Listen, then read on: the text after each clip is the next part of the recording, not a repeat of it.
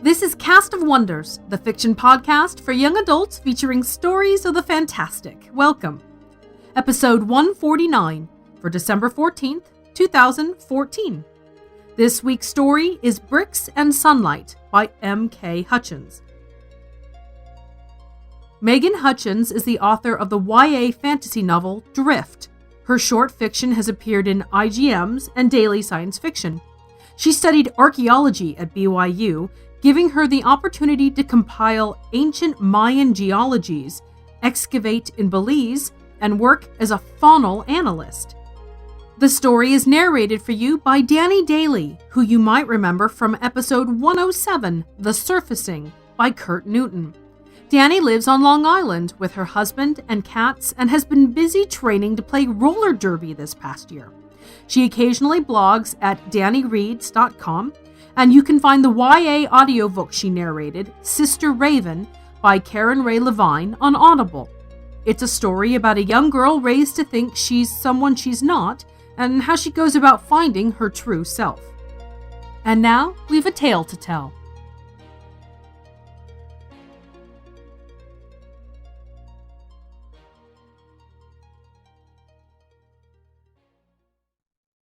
Bricks and Sunlight by M.K. Hutchins. Should I run and tell Mother now that you're not getting married today, Ara? Ara groaned and rolled off her mat onto the cool, mud brick floor.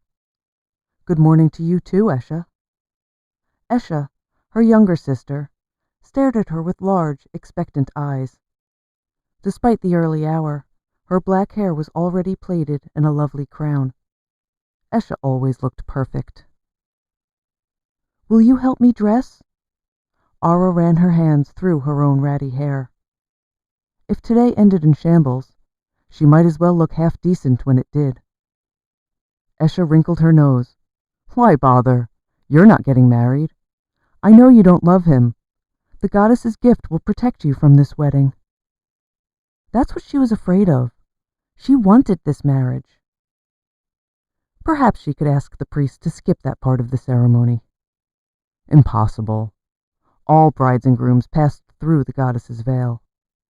If you loved someone else more, the veil would block you from entering the temple. No one should marry against their heart, the goddess claimed. Ara wished she didn't have a heart to betray her. Someone pounded on the doorframe, shaking the curtain hanging there. Lazy girls, Aunt Amim yelled. Wedding day or not, you leeches haven't made breakfast. A typical greeting from Aunt Amim. Yesterday, she'd called them snakes. The day before, scorpions. And before that, locusts. She was a bounteous well of insults. Ara pulled a grumbling Esha into the brick courtyard, where they fanned the fire and made dough for flat rounds of barley bread. Mother and father already awaited them at the temple, fasting and praying for Ara's long and happy marriage. Uncle Gur snatched up the first round of bread, then spat out his first bite. Bland. Good thing your husband-to-be has never tasted your cooking. He's already seen her face, Grandmother laughed. She sat on the courtyard steps, mending someone's skirt. If that didn't scare him off, why would poor cooking? Esha tensed, but Ara laid a hand on her shoulder to stop her from retaliating. Talking back would mean a switching. The family always insulted her. What did a few more matter? It was like tossing a bucket of water into the great river. It's your wedding day, Esha grumbled.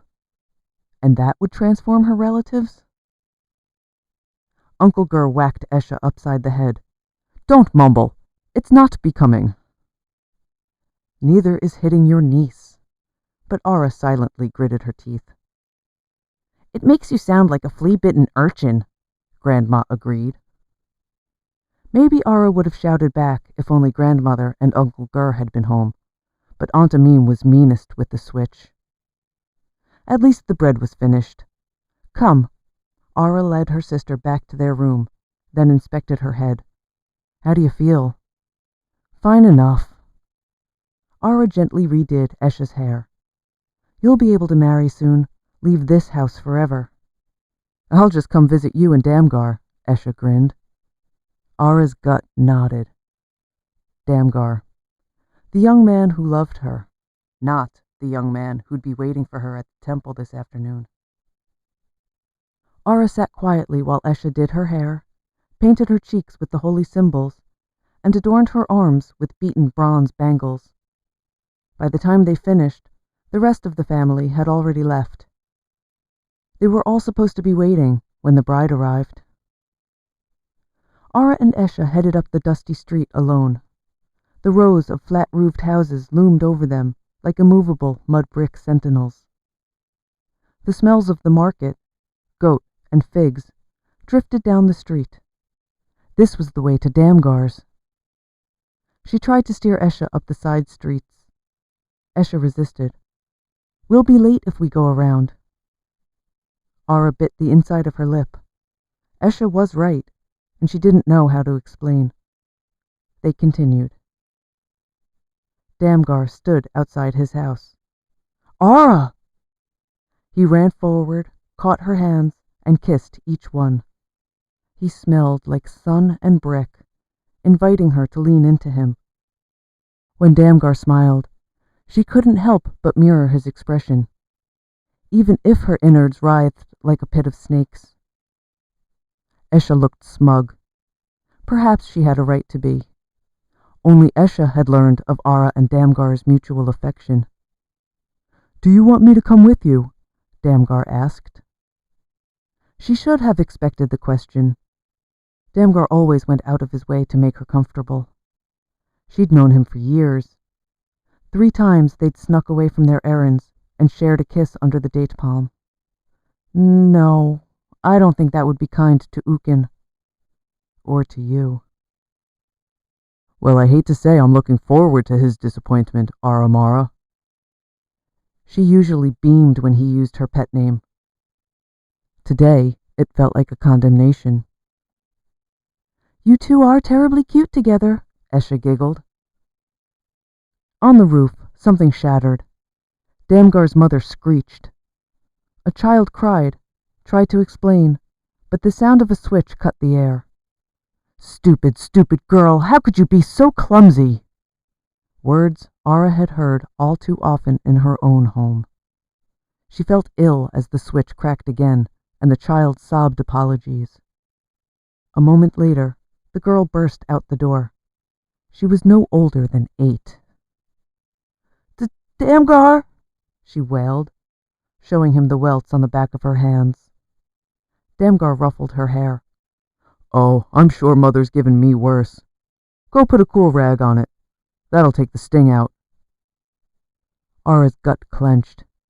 Damgar thought this was normal. Insults and switchings. She'd thought the same, until her parents started betrothal negotiations and she'd met Ukin's family. The girl rubbed her snotty nose on Damgar's sleeve, quieted her sobs, and dashed back inside to find a cool rag. Ara had dreamed of marrying Damgar for years, thanked the goddess for her gift. No one should marry against their heart. The goddess had been forced to marry another god instead of the goat herder she loved. What could be more unhappy than such a fate? Except Ara didn't want to live in this home. She didn't want to see her own child with a welted hand, sobbing as Damgar's mother yelled at her for being a stupid, stupid girl. "Goodbye, Damgar," Ara said. He didn't understand, just grinned in his infectious way. "I'll see you soon, too." She stood next to Ukin, before the goddess's veil, a simple sheet of continuous water that miraculously never ran dry and never spilled over the floor. Ukin's palms sweated. He did not have an infectious smile. He did not smell of bricks and sunlight. When the priest called, Ukin walked through the veil into the temple, to his waiting family. His mother beamed. His father squeezed his shoulder. His 8-year-old twin nieces squealed in delight, and Uncle gently reminded them to be reverent. One of his little nephews curled in an aunt's lap, contentedly sucking his thumb while she stroked his hair. They were hazy through the sheet of water, but Ara had gotten to know them well over the past few months. Calm words graced their home like a soothing perfume. No switches rested against their walls. On the other side of the temple's interior, her parents likewise smiled. Tired, dark-eyed smiles from being up so early. They didn't seem to notice Aunt Amim twisting her son's ear and hissing at him to sit still. Grandmother sneered at granddaughter's dress, pushing her to the verge of tears. Ara didn't want to raise children in her parents' house, or Damgar's. Her face felt hot, despite the coolness of the flowing water. She glanced at Ukin, his eyes as intelligent as a sheep's. But what did that matter? He wasn't a cruel man, and he'd be gone most of her life, on caravan, or selling things in the market. She'd only see him in the evenings. No, most of her life would pass with his mother, aunts, sister-in-laws, nieces and nephews. One of Ukin's uncles rocked a baby in his arms, quiet delight on his face. Ara tried to step forward. The curtain left droplets on her cheeks, but her toes stopped as if she tried to walk through sandstone. She swallowed and pressed. No effect. Her heart thudded loudly in her ears. Her family noticed first. A sneer from one relative, a mocking whisper from another. Esha smiled encouragingly. She'd expected this. She thought Ara wanted to escape this marriage. Ukin's family noticed slower, but no scowls marred their faces. Their brows wrinkled in concern for her. They already thought of her as family, as someone to love. Ara told herself she hated Damgar and shoved both hands against the veil. The flimsy-looking water held. Her fingers numbed.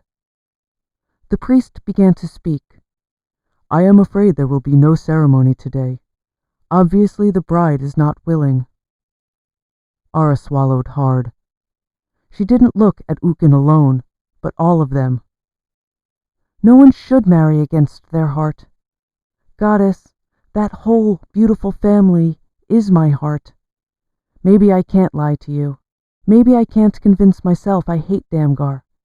But I love these more. I will escort everyone out the side exit, the priest said, if you'll rise. Ara's foot slipped forward. She tumbled into the room. Esha gasped, pale. Ara could only smile. The miraculous veil of the goddess left her dry, her hair as neat as when Esha braided it. What a lovely bride, someone from Ukin's family whispered. And such a sense of humor, his grandmother chuckled, to give us a fright like that. Kind words. She soaked them into her skin like honey and knelt with Ukin before the priest.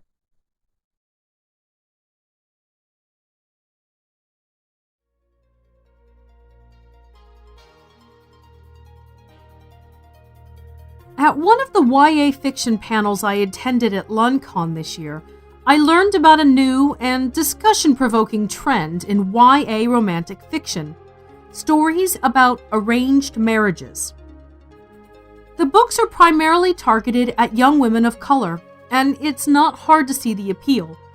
Everyone has the right to be the hero of tales, and to see YA fiction reaching out to explore stories away from the stereotypical Western and European fantasy models is refreshing. Another equally valid perspective is that the stories are exploitive. Above and beyond the marketing to an untapped audience, the stories could be read as reducing an intensely difficult and personal situation into idealized and even romanticized enslavement.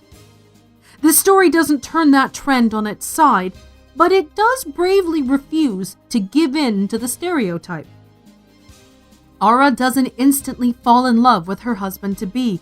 Quite the contrary. She chooses. She has options. She knows exactly what she's giving up and what she's receiving by agreeing to marry Ukin. Is her decision perfect? No, of course not. I imagine even she knows that. but it's a choice made with open eyes and an accepting heart. And bravery like that is universal. If you'd like to hear more on the trend from someone more knowledgeable on the subject than I heartily recommend reading the work of Mavish Murad, the host of Tor's new podcast, Midnight in Karachi. We'll put a link for that in the show notes for you. Join us in 2 weeks for our last episode of the year, A Little Wonders pairing for the Season of Goodwill. If you've enjoyed this story, please lend a hand in supporting podcast fiction. Leave us and the story a review on iTunes or on our Facebook page, and share the episode with others. You can find us on Twitter as well. We're at Cast of Wonders. And please consider making a donation to Cast of Wonders via the PayPal links on our site. 100% of our donations cover our bandwidth costs and purchase stories. Every little bit helps, and you have our heartfelt thanks for helping us to keep bringing you the best in young adult audio fiction week after week. Cast of Wonders is a production of Wolfsbane Publishing and is brought to you by the creative team of Barry J. Northern, our publisher and artist, Alan Sale, our audio producer, and I remain, as always, your humble editor and host, Marguerite Kenner. Our episodes are released under a Creative Commons Attribution Non-Commercial No Derivatives license. Share it, but don't change it. Our theme, Appeal to Heavens, is by Alexi Nov from musicalley.com. Thanks for listening.